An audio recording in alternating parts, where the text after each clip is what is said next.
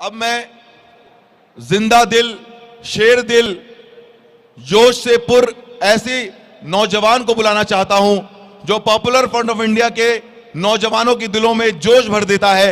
और जब भी पॉपुलर फ्रंट ऑफ इंडिया को एक्सप्रेस करना होता है तो वो नौजवान हमेशा मीडिया के सामने, कैमरे के सामने हमको नजर आ जाता है। यानी मैं बात कर रहा हूं जनाब अनीस अहमद साहब, जो बेंगलोर से हमारे यहां तशरीफ लाए हैं, national secretary popular front of India. एक शेर के साथ मैं उनको डाइस पर बुलाना चाहूंगा, एक शेर के साथ, जिससे जिगरे लाला में हो वो ठंडक, जिससे जिगरे लाला में हो वो ठंडक, दरियाओं का दिल जिससे दहल जाए वो तूफान। जनाब अनीस अहमद साहब। अस्सलाम वालेकुम वरहमतुल्लाहि बरकातुहू। स्टेज पे बैठे हमारे पॉपुलर फ्रंट ऑफ इंडिया के चेयरमैन ई अबू बकर साहब, आज के इस प्रोग्राम के सदर एएस इस्माइल साहब, दीगर हजरात, मेरे सामने बैठे मेरे भाइयों, बहनों, बुज़ुर्गों, बच्चों, आप सबका मैं शुक्रिया अदा करना चाहता हूं कि आप लोगों ने अपनी मसरूफियत के बावजूद सिर्फ दिल्ली से नहीं बल्कि दिल्ली की अलग अलग रियासतों से आप लोगों ने एक लंबा सफ़र कर कर यहाँ पर आया और एक अहम बात सुनने के लिए और एक अहम पैगाम देने के लिए आप लोग यहाँ पर आए हैं। इसका मैं पॉपुलर फ्रंट ऑफ इंडिया की तरफ से तहे दिल से आप लोगों का शुक्रिया अदा करना चाहता हूँ। बात शुरू करता हूँ इस चीज़ से कि हालात के बारे में तो बहुत सारे चीज़ें हम लोग सुन के रहेंगे कि हालात क्या है। मैं चंद 2-3 बातों में आपको समझाना चाहता हूँ कि पहले भी बुरे हालात थे। 2014 में भी यही गवर्नमेंट आई थी, 2019 में भी ये लोग आए हैं, फिर क्यों बार बार कहा जा रहा है कि बहुत चीज़ बदल गए हैं। देखिए बात सिंपल है, यहाँ पर आज मुल्क में ऐसी एक पार्टी, ऐसे एक लोग हुकूमत कर रहे हैं जो हमेशा से ही इंडिया में इनकी जो नजरिया थी, जो हिंदुत्व नजरिया था, जो हिंदुत्व आइडियोलॉजी था, ये एक माइनॉरिटी था, ये हमेशा साइडलाइन किया गया था, इसे कोई भी केयर नहीं करता था। 3 बार इंडिया में बैन हो चुके हैं लोग, 3 बार गवर्नमेंट ने इनको, आरएसएस को बैन किया है। ऐसे एक लोग जो 3 बार बैन हो चुके हैं, जिनको कोई केयर नहीं करता था, जिनकी इंडिया में कोई कदर नहीं थी, आज हम लोग देखते हैं कि ऐसा एक तंजीम, ऐसे एक पार्टी और इनके शाखाओं में ट्रेन होकर ऊपर आने वाले लोग, आज ऐसे लोग इस मुल्क को चला रहे हैं। ये बहुत बड़ा एक फर्क आज इंडिया के अंदर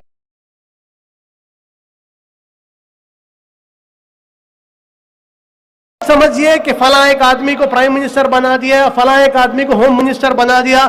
इनके पास ऐसे बहुत सारे लोग रेडी हैं, जब चाहिए जिसे प्राइम मिनिस्टर बना देंगे, जब चाहिए जिसे होम मिनिस्टर बना देंगे। आप ये मत समझिए कि फला होम मिनिस्टर ऐसा है, होम मिनिस्टर या फला एक इंडिविजुअल या शख्स से कोई लेना देना नहीं, इसके पीछे एक बहुत बड़ी तंजीम है, बहुत सारे लोगों को रेडी किया गया है, जब चाहिए वैसे लोगों को लेके आके सामने रख दिया जा रहा है। अभी चल रही है 2024 में इन्हें एक नया प्राइम मिनिस्टर कैंडिडेट चाहिए, इसलिए अमित शाह को इतना प्रमोट किया जा रहा है। ये असलियत है।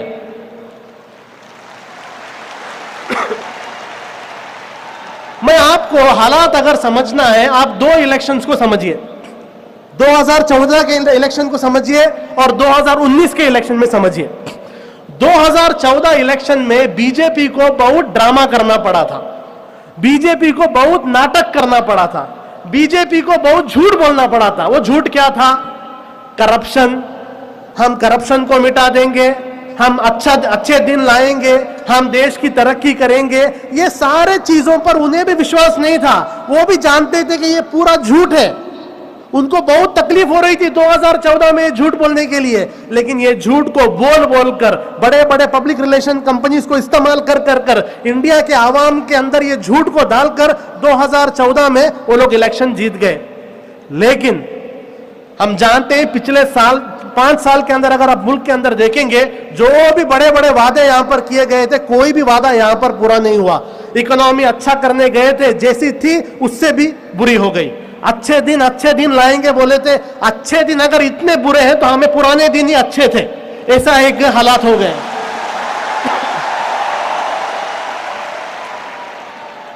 पूरी महंगाई बढ़ गई है। रुपए और डॉलर की बात कर रहे थे कि रुपए और डॉलर को एक जैसा लाएंगे, डॉलर ऊपर ऊपर जा रहा है, रुपया नीचे नीचे जा रहा है। ये सारे चीज आज हम मुल्क के अंदर देख रहे हैं। लेकिन इसके बावजूद 2019 का जब इलेक्शन हुआ, 2019 में वो लोग वापस जीत के आ गए। यह समझना बहुत जरूरी है फर्क क्या था, 2014 में फर्क क्या था, 2019 में फर्क क्या था। फर्क यह था 2014 में बहुत झूठ बोलना पड़ा, करप्शन, इकोनॉमी, तरक्की।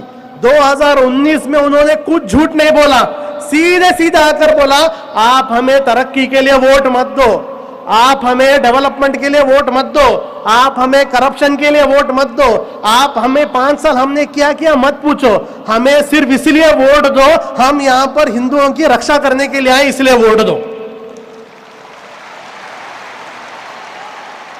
इकोनॉमी के लिए वोट मत दो, हिंदुत्व के लिए वोट दो, कोई झूठ बात नहीं की उन्होंने, सीधा सीधा आ गया। और आप देखते हैं पिछले 5 साल में देश का हालात ऐसा बदल गया कि खुलेआम उन्होंने हिंदुत्व की बात की और वो लोग जीत गए। पुलवामा में जो इंसिडेंट हुआ था, पुलवामा में जो 40 हमारे जवान शहीद हुए थे, वहां पर सवाल पूछना चाहिए था कि इंडिया के मुल्क के अंदर कश्मीर जैसा एक रियासत जहां पर इतना सिक्योरिटी होता है, वैसे एक रियासत में कोई बाहर से आकर हमारे 40 शहीदों को बॉम्ब ब्लास्ट में मार देता है, इसके बारे में कोई सवाल नहीं हो रहा है, बल्कि सवाल यह हो रहा है हम ये करेंगे, हम वो करेंगे। अरे प्राइम मिनिस्टर को तो रेजिग्नेशन देना चाहिए था, प्राइम मिनिस्टर को उस वक्त में अपोजिशन पार्टियों को तो प्राइम मिनिस्टर का इस्तीफा डिमांड करना चाहिए था, क्योंकि हमारे मुल्क के अंदर घुसकर हमारे 40 जवानों को शहीद किया गया। इतनी शर्मनाक बात हुई, उसके बावजूद हम देखते हैं इन्होंने उस बालाकोट को इस्तेमाल किया, आर्मी को अपना पर्सनल प्रॉपर्टी बना दिया। इंडिया के तारीख में कभी भी नहीं हुआ वैसा 2019 में हुआ, जब एक गवर्नमेंट ने आर्मी को अपना पर्सनल प्रॉपर्टी बनाकर इलेक्शन लड़े और 2019 में लोग वापस जीत गए। तो समझ लीजिए 2014 में इन्हें झूठ बोलना पड़ा, 2019 में ये जो है वो लोग खुलेआम बोल रहे हैं। ये बहुत बड़ा एक फर्क इंडिया के अंदर है और ये बहुत बड़ा खतरा है। अब इन्हें अपने आप को हिंदुत्ववादी बोलने में शर्म नहीं आती, पहले आती थी, अब इन्हें शर्म नहीं आती, इसलिए अब सावरकर की तारीफ करते हैं, गोलवालकर की तारीफ करते हैं। पहले शर्म आता था इन्हें तारीफ करने के लिए, अब इन्हें शर्म नहीं आती। ये इंडिया के अंदर हम देखते हैं कि हालात बदल गए हैं।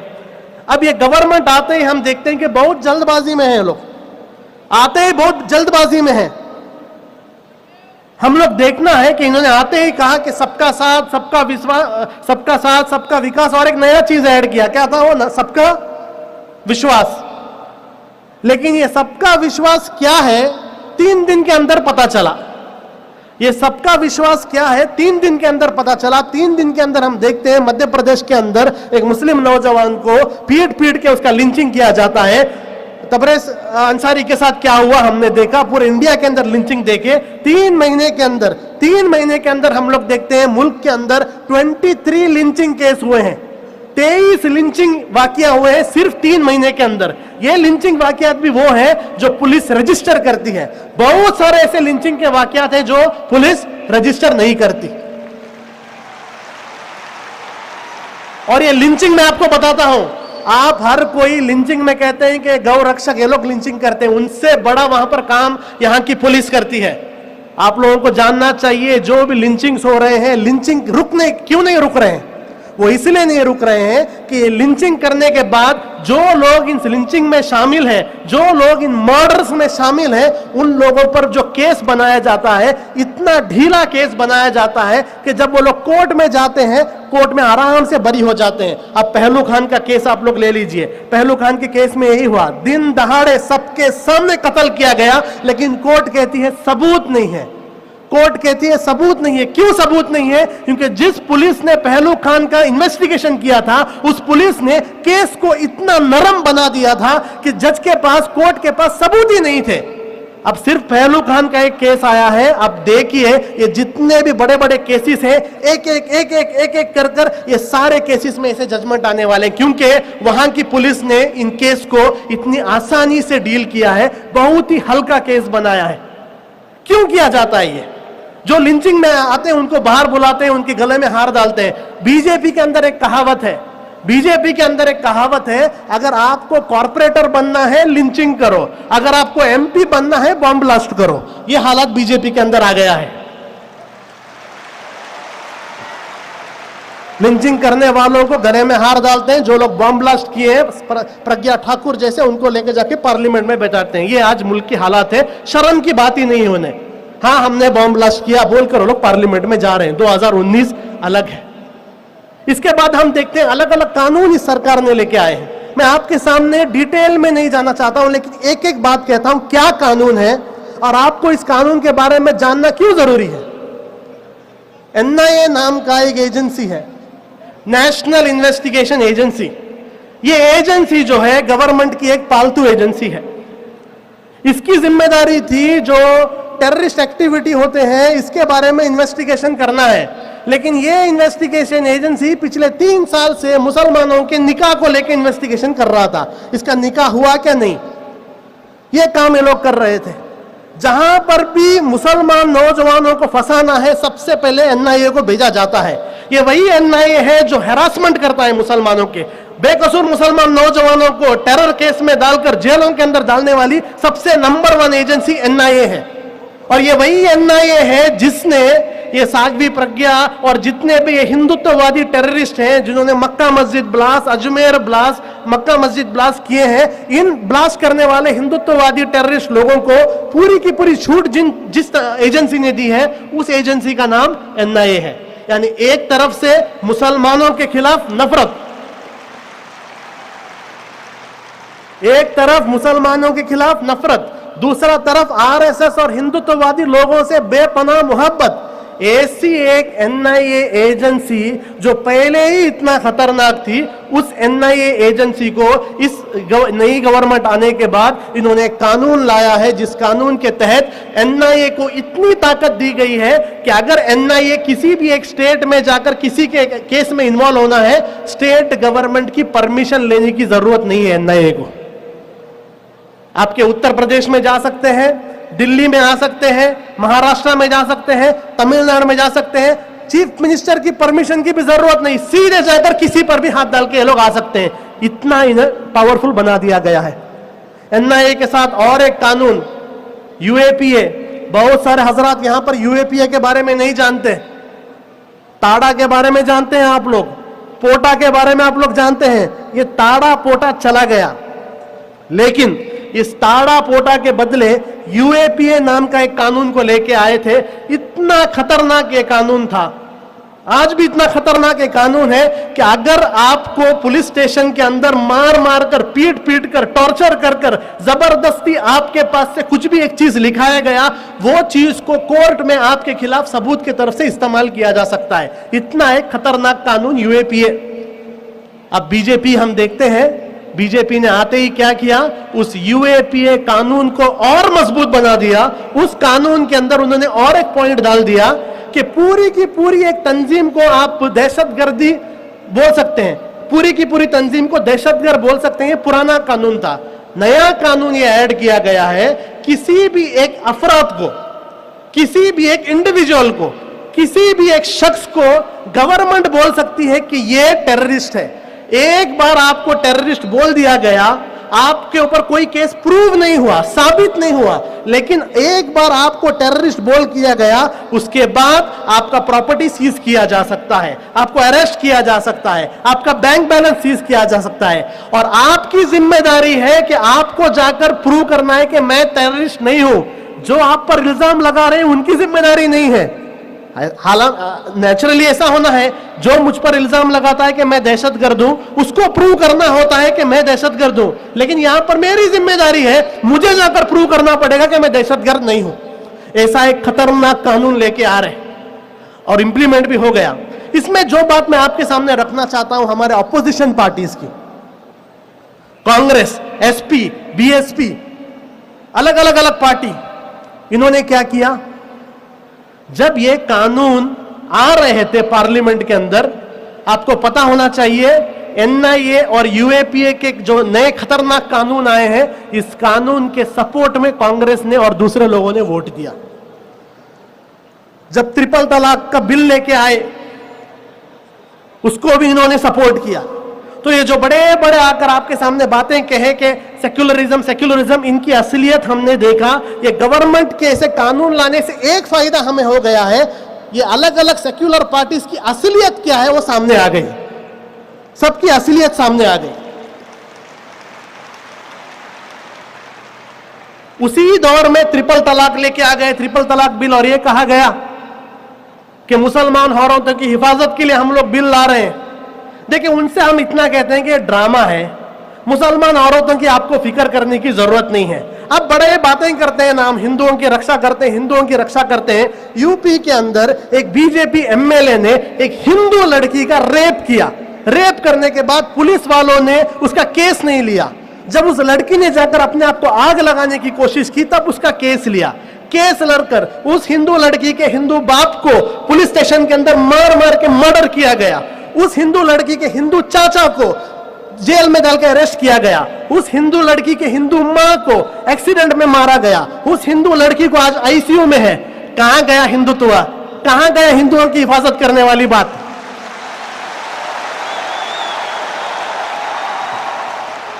स्वामी चिन्मयानंद और एक शख्स, स्वामी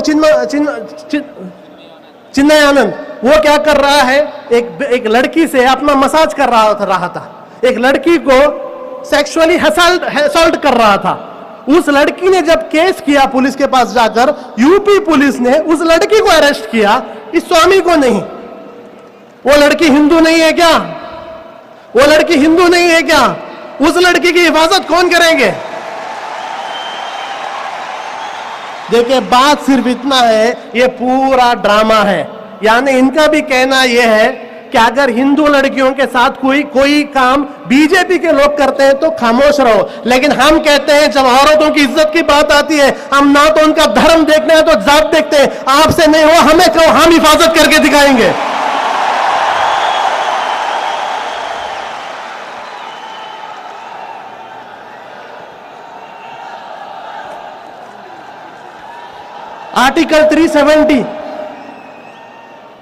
आर्टिकल 370 को लेकर ये लोग आए। कश्मीर इंडिया का हिस्सा है, ये हर कोई जानता है, लेकिन आपको कश्मीर का जमीन चाहिए, कश्मीरी नहीं चाहिए। हम कहते हैं कश्मीर हमारा है, कश्मीरी भी हमारे हैं। इंडिया के जो अलग अलग रियासत के लोग हैं, हमें जो हुकूक है, मेरे मोबाइल में अगर इंटरनेट है, अगर मुझे यहां पर हुकूक मिलता है, मुझे यहां पर जमहूरी हुकूक मिलता है, केरला, कर्नाटका, तमिलनाडु या वेस्ट बंगाल, कहीं पर भी बैठे इंडिया के कोई भी एक शख्स को अगर कोई भी एक आजादी मिलती है, कश्मीर हमारा हिस्सा है, तो कश्मीर के लोगों को भी वो आजादी मिलनी चाहिए। हमारा स्टैंड हमारे चेयरमैन ने आपके सामने बहुत क्लियर किया। हमारा स्टैंड है, कश्मीर के मामले में एक जल्दबाजी की गई।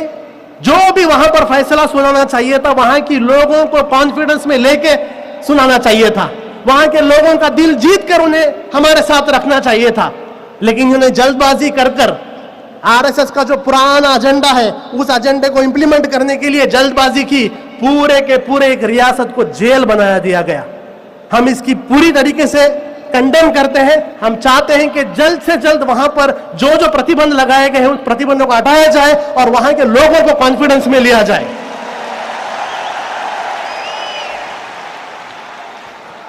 देखिए, आजकल एक नया ट्रेंड चल रहा है। नया ट्रेंड यह है कि इनकी मुखालिफत कौन करेगा? मुखालिफत कोई नहीं कर रहा है। ऑपोजिशन पार्टीज कहां है इंडिया के अंदर? पता नहीं चल रहा है कि ऑपोजिशन पार्टीज कहां पर है। बीजेपी पहले इलेक्शन लड़कर गवर्नमेंट बनाती थी, अब बीजेपी ने एक फैसला लिया है, इलेक्शन लड़ने की जरूरत क्या है, कोई भी इलेक्शन लड़ लो, हम लोग खरीद के गवर्नमेंट बना देंगे। इसलिए हम लोग देखते हैं कर्नाटक के अंदर जो कांग्रेस और जेडीएस के लोग आकर सेक्युलर वोट, मुसलमान हमें वोट दो, मुसलमानों का वोट लेकर, सेक्युलर दलितों का वोट लेकर जो जीत गए थे, 17 लोग बीजेपी में चले गए और गवर्नमेंट को गिरा दी, बीजेपी की गवर्नमेंट आ गई।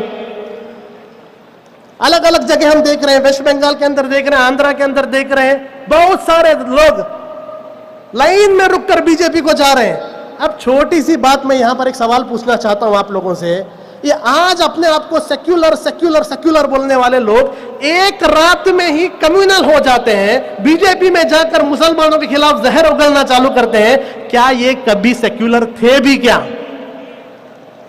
क्या ये कभी सेक्युलर थे भी क्या? ये बड़ा सवाल है, क्योंकि अगर एक आदमी सेक्युलर होता है, जिंदगी भर सेक्युलर होता है, जिस तरीके से आदमी अपने माँ बाप को नहीं बदल सकता, उस तरीके से एक आदमी अपनी नजरिया को भी नहीं बदलता। एक आदमी जो आज आपके इफ्तार प्रोग्राम में आके टोपी पहनकर आपके साथ बड़े बड़े आपकी तारीफ करता है, कल बीजेपी में जाकर कहता है कि आप लोग दहशतगर्द हो, वो कभी सेक्युलर था ही नहीं।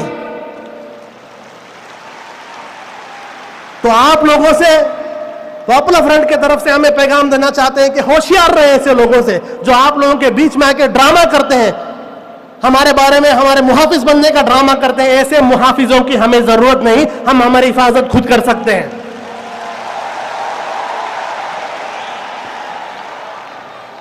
गवर्नमेंट अपनी पूरी एजेंसियों को इस्तेमाल कर रहे हैं, एनफोर्समेंट डिपार्टमेंट, ईडी, ये सब लोगों को इस्तेमाल किया जा रहा है। पहले भी कांग्रेस गवर्नमेंट ने सीबीआई, ईडी को इस्तेमाल किया था, लेकिन वो लोग कभी भी खुलेआम बोलते नहीं थे हमने किया था। इस गवर्नमेंट की फर्क सिर्फ इतना है, एक गवर्नमेंट खुलेआम बोलती है हम इस्तेमाल कर रहे हैं करके।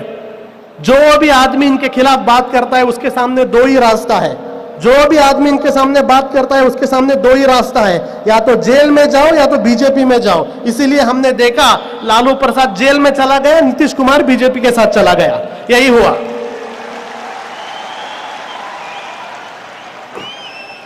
अब मैं आपके सामने ये जो पूरे बातें हुई मैं आपके सामने रखा, मैं यहां पर आपको बताना चाहता हूं कि ये सारी बातें आपने सुनी होगी, लेकिन इसमें करना क्या है, ये बहुत बड़ा सवाल है। इस प्रोग्राम से आपको हम चाहते क्या है, करना क्या है भाई? ये सब चीज तो हम जानते हैं, करना क्या है?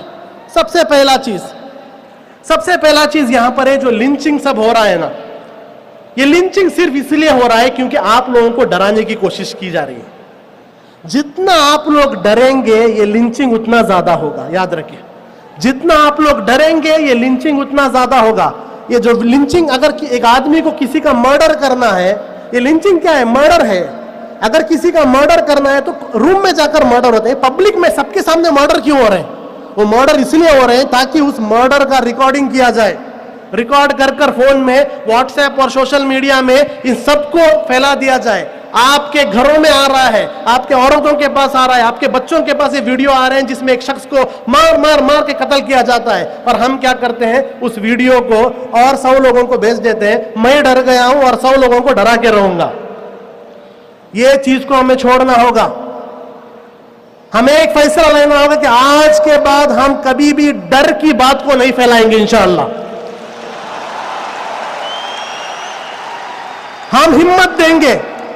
यहां बहुत सारे लीडरान हैं, यहां बहुत सारे मस्जिदों के लीडर्स हैं, यहां पर बहुत सारे मस्जिद मोहल्ला के प्रेसिडेंट सेक्रेटरीज यहां पर मौजूद हैं, और बहुत सारे लोग जो यहां पर नहीं आए, मैं आप लोगों से गुजारिश करता हूं उन तक मेरी बात को पहुंचाइए।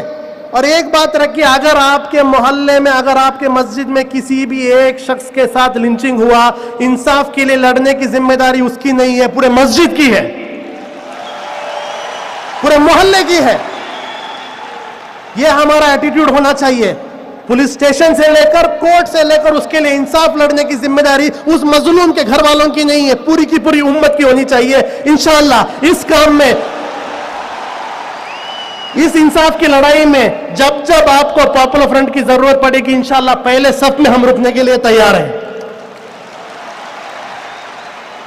दूसरी चीज, ये जो कानून लेके आ रहे हैं, यूएपीए, एनआईए, सब कानून लेके आ रहे हैं, क्यों लेके आ रहे हैं? मैं बताता हूं क्यों लेके आ रहे हैं। वो इसलिए क्योंकि आपके अंदर थोड़े ऐसे तंजीम है, पॉपुलर फ्रंट जैसी तंजीम है, अलग अलग ऐसी तंजीम है, जो इतने प्रेशर के बावजूद भी बिना किसी कॉम्प्रोमाइज के हिम्मत के साथ हम लोग आगे बढ़ते जा रहे हैं। हमारे जैसे तंजीमों को रोकने के लिए, हमारे जैसे तंजीमों पर एक ब्रेक डालने के लिए ऐसे कानून को लेके आ रहे हैं। आप क्या करना है, आपकी जिम्मेदारी क्या होती है? जब भी ये गवर्नमेंट यूएपीए, एनआईए जैसे कानून को लेकर पॉपुलर फ्रंट हो या हमारे जैसे अलग अलग तंजीमें या कोई भी हो, इनको रोकने की कोशिश करती है, आपकी जिम्मेदारी होने के रास्ते पर उतरकर हिमायत में आए कि कानून हम किसी भी गलत इस्तेमाल करने नहीं देंगे। एक दूसरे के लिए लड़ना है। पड़ोसी का घर जल गया, खामोश नहीं बैठेंगे, कल मेरे घर पर आग लग सकती है। किसी पर भी एक कानून जब इस्तेमाल होता है, लड़िए उनके लिए, रुकिए उनके लिए। ये बहुत बड़ी एक आदत है हमारी। हम जानते हैं जाकिर नाइक के बारे में बात आती है।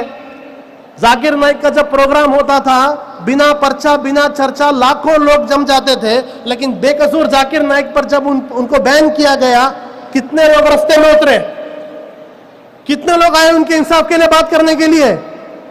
कोई नहीं आए। क्यों?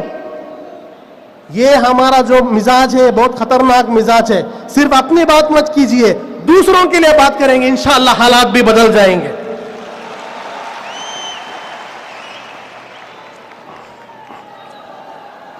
एनआरसी का एक माहौल यहां पर बनाया जा रहा है।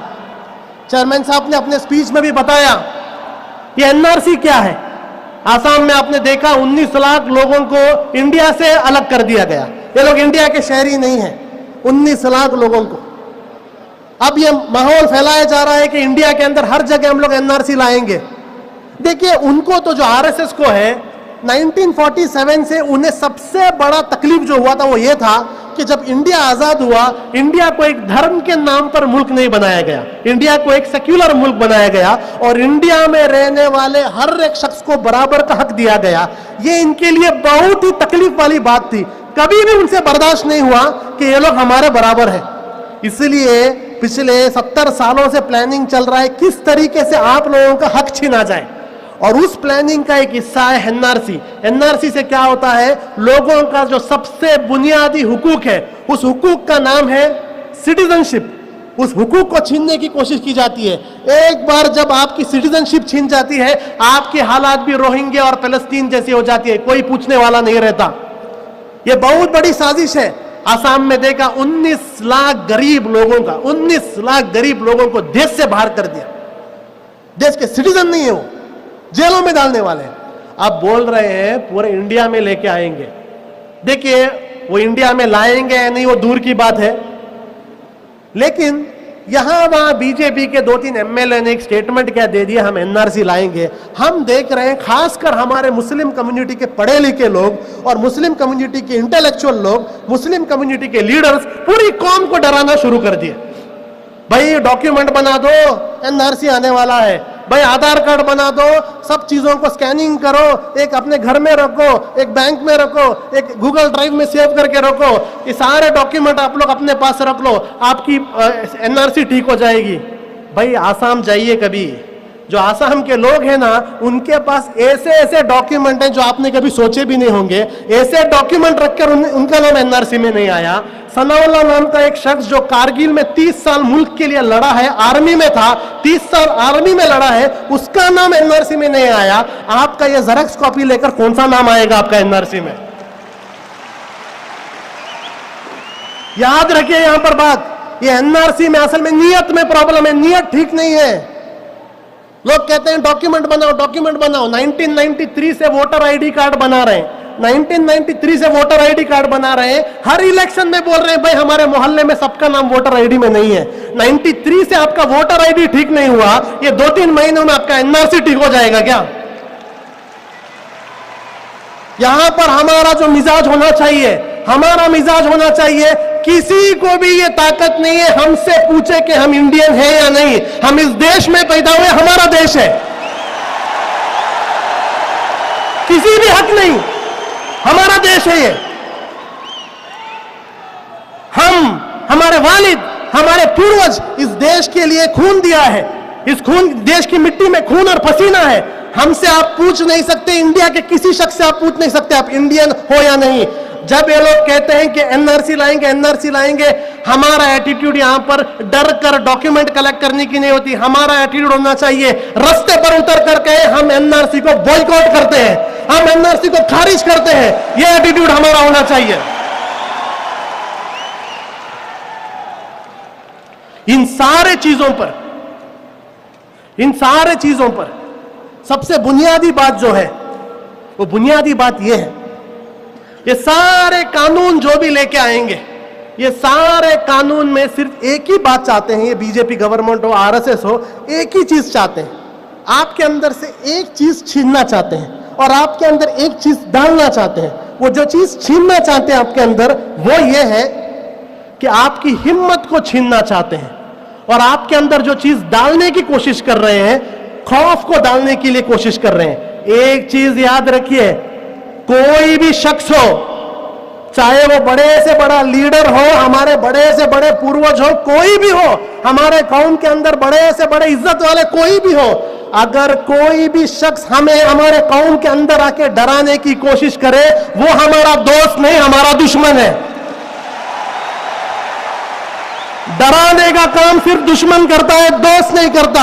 डराने का काम सिर्फ शैतान के दोस्त करते हैं। डरने की जरूरत नहीं, यहां पर कॉन्फिडेंस की जरूरत है, हिम्मत की जरूरत है। यह कॉन्फिडेंस हमारे अंदर होना है, यह हमारा कहना है आज।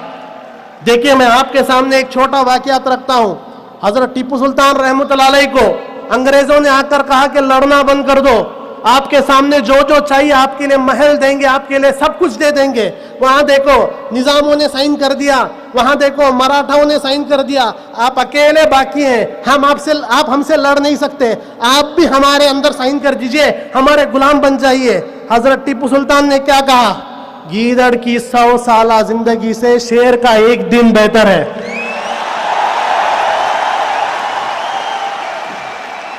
ये हमारा एटीट्यूड होना चाहिए। इंडिया की डेमोक्रेसी, बेहतरीन जमहूरियत, बेहतरीन संविधान बाबा साहब अंबेडकर ने हमें दिया है। पूरे दुनिया में आप देखेंगे सबसे बेहतरीन डेमोक्रेसी हमारे पास है, सबसे बेहतरीन कॉन्स्टिट्यूशन हमारे पास है। इन कॉन्स्टिट्यूशन को समझिए। जो भी उलमा हजरात मेरे सामने बैठे हैं, आपसे गुजारिश है, इंडिया के दस्तूर को समझिए, इंडिया के लॉ को समझिए। आपके मस्जिदों के जरिए, आपके मिंबर के जरिए, आपके खुतबाओं के जरिए लोगों को इंडिया का दस्तूर समझाइए, लोगों को समझाइए मुल्क के अंदर उनके कानून क्या है। जिस दिन आप कानून को समझ जाएंगे, जिस दिन आप इंडिया के लीगल सिस्टम को समझ जाएंगे, इंशाअल्लाह यह डर भी हमारे अंदर से चला जाएगा। आखिरी बात सारे मुस्लिम तंजीमों से कहकर मेरी बात खत्म करता हूं, वो ये है, देखिए ऐसे एक हालात में सबसे खराब काम अगर हम लोग जो कर सकते हैं वो ये है आपस में लड़ना। ऐसे एक हालात में सबसे खराब काम हम लोग अगर कुछ कर सकते हैं ना, वो ये है आपस में लड़ना। देखिए भाई, आज हमारी हालत ऐसी है, हम लोग आपस में लड़ सकते हैं क्या ऐसे हालात में? आप सोचिए। फिर भी हम देखते हैं चंद लोग कहते हैं कि अगर वो आ गए हम नहीं आएंगे, अगर वो आ गए हम नहीं आएंगे। चंद लोग हमारे बारे में कहते हैं कि फला प्रोग्राम में पॉपुलर फ्रंट को बुलाए, हम नहीं आएंगे। भाई ऐसी हालात हैं, चारों तरफ से प्रॉब्लम्स हो रहे हैं, ऐसे टाइम पर जरूरत है मुत्तहिद होकर एक दूसरे की मदद करना, एक दूसरे की मुखालिफत नहीं करना। आज हम अहद करके निकले, आज हम अहद करके निकले। अलग अलग संगठन होंगे हमारे बीच में, हर संगठन का अलग अलग मिजाज होगा। मैं आपके जैसा नहीं, आप मेरे जैसा नहीं, मैं आपकी बात को नहीं मानता लेकिन आप मेरी बात को नहीं मानते। लेकिन हालात को देखकर हमें कॉमन मिनिमम एजेंडा में आना है। इन्नमल मोमिनूना इख्वा, आपस में हम भाई हैं। यह भाईचारा का पैगाम लेकर आगे जाने की जरूरत है। मुस्लिम तंजीमों को दूसरा काम करना है। ये मत समझिए कि सिर्फ आप ही मजलूम है, आपसे कहीं ज्यादा जुल्म इंडिया में दलितों और ट्राइबल्स पर हो रहा है। ऐसा मत समझिए सबसे ज्यादा आप पर हो रहा है। लेकिन क्या कर रहे हैं आप उनके लिए? आप दलितों के लिए क्या कर रहे हैं? आप आदिवासियों के लिए क्या कर रहे हैं? जब भी कुछ होता है हम प्रोटेस्ट में आ जाते हैं, लेकिन जब आदिवासियों के यहां पर मंदिर के पर हमला हुआ, कितने लोग रास्ते में उतरे? जब आदिवासी लड़कियों के साथ, दलित लड़कियों के साथ बेहुरमती होती है, कितने लोग रास्ते में उतरते हैं? देखिए, हम वो हैं, हमारी कौम और नबी करीम सल्लल्लाहु अलैहि वसल्लम ने यह सिखाया है कि हर मजलूम हमारा है। हम मजलूम का धर्म नहीं देखते, मजलूम का जात नहीं देखते। हर मजलूम कोई भी हो, उस मजलूम पर जब कोई भी तकलीफ आती है, सबसे पहले वहां पर पहुंचने वाली एक कौम थी। इसीलिए इस कौम को इतनी इज्जत थी। हम जब मजलूमों के हक के लिए लड़ना बंद कर दिए, हमारी इज्जत भी चली गई। आज अहद कीजिए, कोई भी मजलूम हो, क्रिश्चियन हो, दलित हो, हिंदू हो या आदिवासी हो, सिख हो, कोई भी हो, जब भी किसी पर जुल्म होगा, सबसे पहले सफ पर इंशाअल्लाह हम लोग रहेंगे उनके हक के लिए। इतनी बातें आपके सामने रखनी थी। आप लोगों से दरखास्त करता हूं कि आज के बाद इंशाल्लाह अहद करें, उम्मीद करें कि आज के बाद जो भी ताकतें हैं जो हमें डराने की कोशिश करेंगे, हम उनसे सिर्फ इतना कहेंगे कि आज के बाद इंशाल्लाह हम बेखौफ रहेंगे और इंशाल्लाह बाइज्जत रहेंगे। वाखिर दवाना अल्हम्दुलिल्लाह रब्बिल आलमीन। पॉपुलर फ्रंट का नारा है, हर मजलूम हमारा है। ये थे जनाब अनीस अहमद साहब, national secretary popular front of India. अपनी पुरजोश और पुरमग्ज तकरीर इन्होंने अपने सामने पेश की। बहुत सारी इंफॉर्मेटिव बातें इन्होंने आपको बताई, जानकारियों से रोशनास कराया, बहुत ही सलाह और मशवरे, बहुत ही मुफीद मशवरे आपके सामने इन्होंने दिए। और एक सवाल भी इन्होंने आपके सामने खड़ा किया कि क्या वो कभी सेकुलर भी थे क्या। इससे मुझे एक जिगर मुरादाबादी का शेर याद आ गया।